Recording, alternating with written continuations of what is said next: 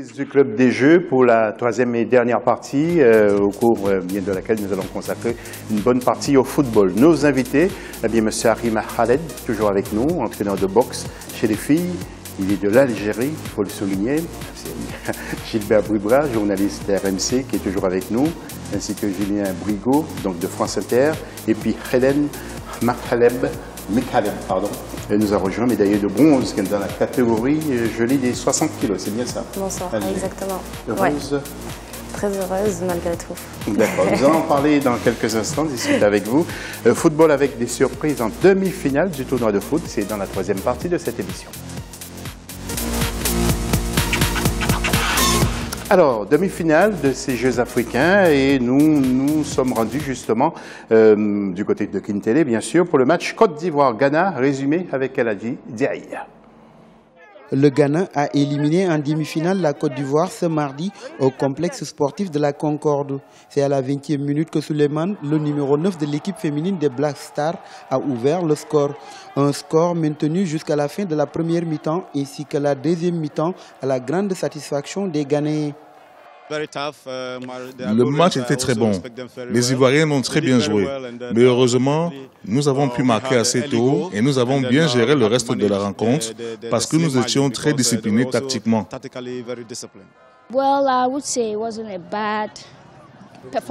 Ce n'était pas une mauvaise performance parce que nous avons mené au score et nous souhaitions nous préserver pour le prochain match. Nous espérons mieux jouer en finale.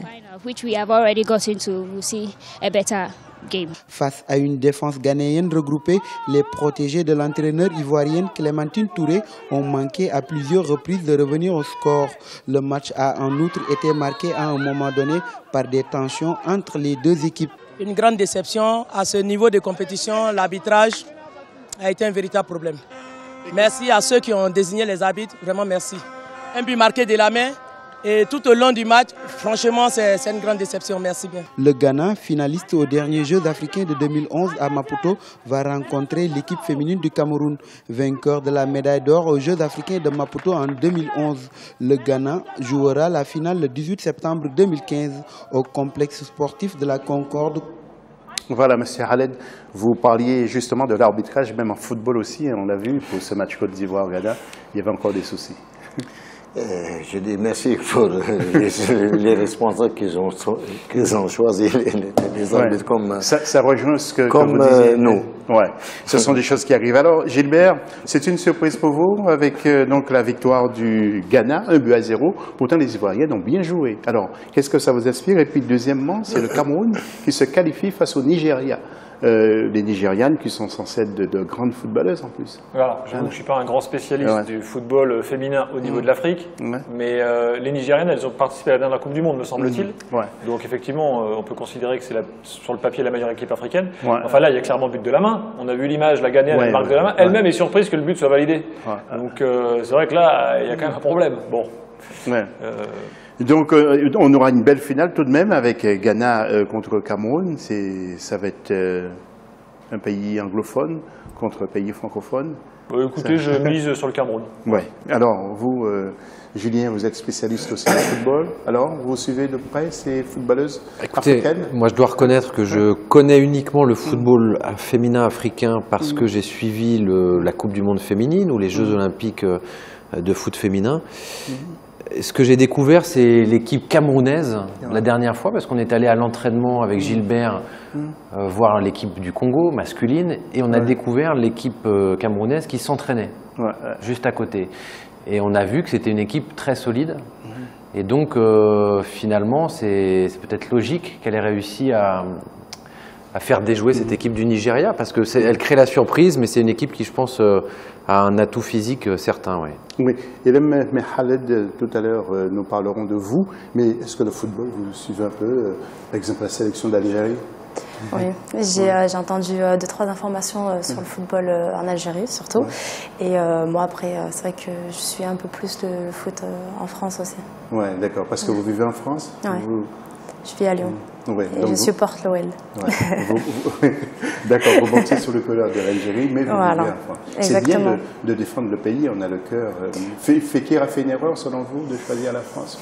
Bah, chacun c'est, on va dire, ses intérêts et son choix du cœur, mais moi j'ai choisi mon choix du cœur et je suis fière de porter les couleurs de l'Algérie. D'accord, nous allons parler des hommes maintenant avec vous, hein, Gilbert et Julien, et les hommes avec le Congo qui se fait battre par le Sénégal et puis le Nigeria qui se fait battre aussi par le Burkina Faso. Vous étiez donc au stade Massamba Déba. Alors, Gilbert, une ambiance dingue, comme souvent pour les grands matchs de foot en Afrique, puisque le stade Massamba Déba était plein complètement au début du match. Nous-mêmes, on a eu du mal à rentrer, c'était un peu la cohue, enfin voilà, et tout le monde était un peu fébrile et tendu. C'est vrai que dans ces Jeux africains, on a vu beaucoup de stades vides. Là, ça faisait plaisir de voir un stade plein. Bon, le Congo s'est battu avec ses armes. Il y avait franchement la place à 2-1 en faveur du Sénégal. Il y a eu plusieurs occasions pour les Congolais. Il y a eu un quart d'heure, 20 minutes de poussée congolaise. Il y a eu un poteau, il y a eu un sauvetage sur la ligne des Sénégalais qui ensuite ont marqué un troisième but, finalement un peu contre le cours du jeu en fin de match. Voilà, je pense que le Sénégal avait malgré tout un potentiel un peu supérieur. Bon, il faut rappeler que ce sont des jeunes joueurs tous, hein, évidemment, donc c'est pas forcément représentatif. C'est pas l'équipe première qui est là. Voilà. Enfin, on peut souligner le boulot de Claude Leroy qui s'investit, équipe A, équipe de jeunes, il est partout, je crois qu'il était même là hier, donc il est vraiment partout et efficace. Est-ce qu'il s'est fait siffler justement, Julien, parce qu'il a signé son contrat prend fin à la fin de l'année? Vous qui le connaissez très bien, parce qu'il a été consultant aussi à France Inter, est-ce que vous sentez qu'il a envie de rester, il va rester? S'il y a déjà un premier échec, et s'il y a échec pour une qualification à la CAN du Gabon? Je ne sais pas, vous parlez d'échec pour la demi-finale? Déjà, il y a un échec pour les demi-finales. Et puis, moi, je ne parlerai pas d'échec, je suis désolé, José. Il faut voir qu'effectivement, ce sont des joueurs très jeunes. C'est une équipe qui n'a quasiment aucune expérience. Il y a des joueurs, rendez-vous compte, qui ont brillé pendant cette compétition, qui n'ont jamais joué dans un championnat. Ce sont des joueurs qu'il est allé chercher dans les académies de football et à qui il donne leur chance. Je crois qu'il faut aussi mesurer qu'aujourd'hui, le championnat congolais est arrêté. On ne joue pas depuis plusieurs mois, et ce, pour la 3e année consécutive. C'est un championnat qui s'arrête. Donc la situation est ce qu'elle est. Moi, je n'ai pas envie de rentrer dans ce débat. Simplement, il faut aussi se rendre compte du travail qui est accompli par Claude Leroy, par ces jeunes qui travaillent.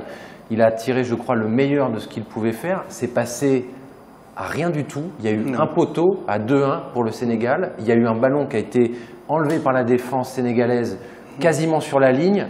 S'ils égalisaient à ce moment-là à 2-2, ils étaient KO les Sénégalais derrière. Après, il faut reconnaître que la qualité était peut-être un peu plus du côté du Sénégal. J'aurais beaucoup aimé que l'équipe du Congo soit en finale, comme tous les spectateurs du stade. Malheureusement, je crois que ça s'est joué à pas grand-chose et que le Congo a fait le mieux qu'il pouvait faire. D'accord, merci Julien.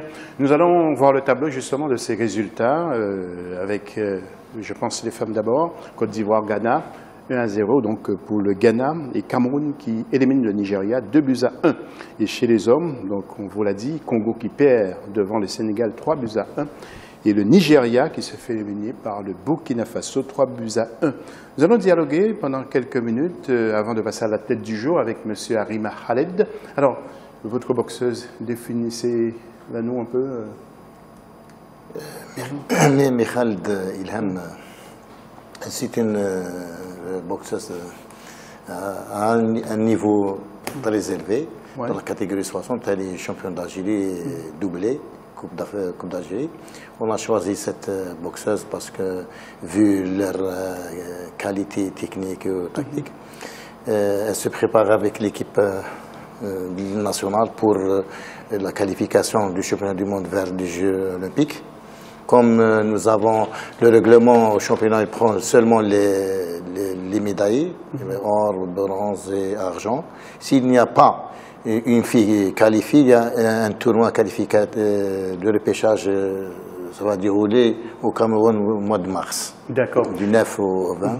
Je pense qu'elle va travailler. On donne toujours, par exemple, elle est née en France, elle habite en France, et pendant les stages, on appelle...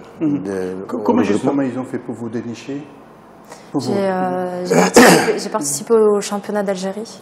C'était en 2013. Et c'est avec via mon entraîneur il y a un contact et puis j'ai pu participer justement à ce championnat d'Algérie. Et c'est comme ça que j'ai pu faire mes premiers pas en équipe nationale, en intégrant les stages, les préparations et en commençant les championnats. Vous boxez beaucoup en France? Vous boxez? Ouais. Je fais aussi en parallèle des préparations avec une collègue suisse. Et puis on fait aussi en parallèle le championnat de France. Moi, je fais juste pour faire un peu de préparation. Et puis cette année, j'ai pu faire les finales face à la championne de France. Mais on se prépare toujours en stage. Tous les mois, je suis en Algérie et je suis tout le temps en préparation. Vous avez beaucoup de filles qui évoluent à l'extérieur, beaucoup d'Algériennes? Oui, nous avons fait un règlement au niveau de notre pays que les filles qui naissent en France ou d'autres pays, pour intégrer l'équipe nationale, il fallait affilier dans un club à Alger et rentrer dans le championnat d'Algérie. Et à partir de là, on va prendre les meilleurs. Et nous avons beaucoup de filles. Par exemple, on a fait 2 filles à Rouen, il y a une fille à Toulouse, il y a Ilham se trouve au niveau du club Lyon. On a au Canada aussi, Nous avons des filles au Canada. Ouais, d'accord. Avant de passer nos autres invités, Gilbert et Julien, nous allons parler de l'athlète du jour. Il s'agit de Kadia Fissourou, ailière gauche de l'équipe féminine de handball du Mali. Elle est au micro justement d'Eladi Diaye. Regardez.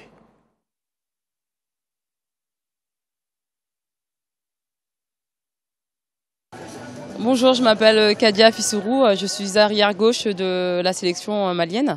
J'ai commencé à faire partie de la sélection à partir de mars 2015 et aujourd'hui nous sommes au Congo-Brazzaville pour les Jeux africains 2015. Arrière-gauche, c'est la position à gauche du demi-centre. Après, en arrière-gauche, ça dépend des profils, mais moi étant plus grande, je suis plus amenée à tirer à 9 mètres et voilà. Alors aujourd'hui, le handball malien,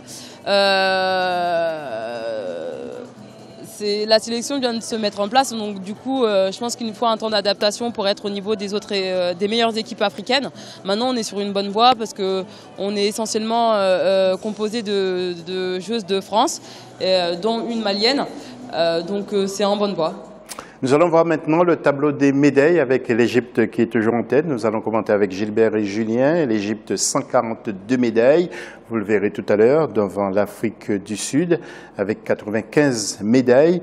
Algérie, 74, c'est pas mal. Alors, nous allons garder ce tableau pendant quelques instants. Gilbert, alors, un mot, le Congo qui est à la 7e place avec seulement 14 médailles. Moi, je trouve que ça représente à peu près les forces en présence sur le continent. C'est-à-dire qu'on sait que l'Égypte, l'Afrique du Sud et l'Algérie sont des pays multisports qui sont représentés dans beaucoup de disciplines. Donc c'est aussi ça qui fait la différence au tableau des médailles. Je suis quand même assez étonné de l'écart qui existe entre l'Égypte et l'Afrique du Sud là au niveau du total des médailles, parce que l'Égypte a quand même une sacrée avance. Voilà, je suis assez étonné. Après, le Congo, c'est le pays organisateur. Il ne faut pas oublier que le Congo n'a que 4 millions d'habitants, ce qui offre des possibilités évidemment moindres que l'Égypte, qui en compte 90, évidemment. Et étonnante île Maurice quand même, parce que l'île Maurice, qui est un petit pays avec des programmes de sport dédiés qui ont été mis en place ces dernières années. On mise beaucoup sur le sport à l'île Maurice. Il y a notamment un programme d'athlétisme en plein développement qui fonctionne. Donc la surprise, la nation surprise pour moi, c'est l'île Maurice. D'accord. Et puis le Cameroun, Julien, il est pas mal. Hein? Oui, c'est pas mal. Mais c'est pas fini. Hein? C'est pas fini, bien sûr. Mais c'est vrai que quand on compare le réservoir et le potentiel de ces pays, on est quand même surpris de voir un pays comme le Cameroun devancé par une autre nation comme Maurice. On peut se dire que la Côte d'Ivoire pourrait aussi tirer son épingle du jeu. On peut penser que le Sénégal a beaucoup plus de talent que ses résultats ne le laissent indiquer. Et je pense que le Congo fait une belle prestation en pointant à cette 6e place. Il faut quand même souligner que derrière l'Égypte et l'Afrique du Sud, eh ben, il y a l'Algérie qui vient devancer un géant continental comme le Nigeria. Voilà, merci pour ces remarques, Julien et Gilbert. Nous allons voir l'agenda d'après-demain, ce sera pour la 17e journée, de jeudi précisément, avec de l'athlétisme. Vous allez voir à Kintelé à partir de 7 h. Il y aura le semi-marathon, il y aura les 200, 800, 5000, 1500 mètres et 4x400 mètres. Il y aura du basket à Makelekele, il y aura du football, vous le savez, du handball, des luttes. On ne dit pas de la lutte, mais des luttes, parce qu'il y aura plusieurs catégories, taekwondo, tennis, tennis de table, à Révolution, et puis handisport à Kintelé. Alors, vos projets, vous rentrez quand en France? Le retour, c'est dimanche. C'est dimanche, ouais. À la fin des Jeux. D'accord, déjà. Ok, vous gardez de bons souvenirs de Congo-Brazzaville? C'est une belle expérience. Voilà. Eh bien, merci à tous ceux qui ont participé à cette émission. Merci encore une fois de suivre le Club des Jeux. On se retrouve demain à la même heure. Bonne soirée.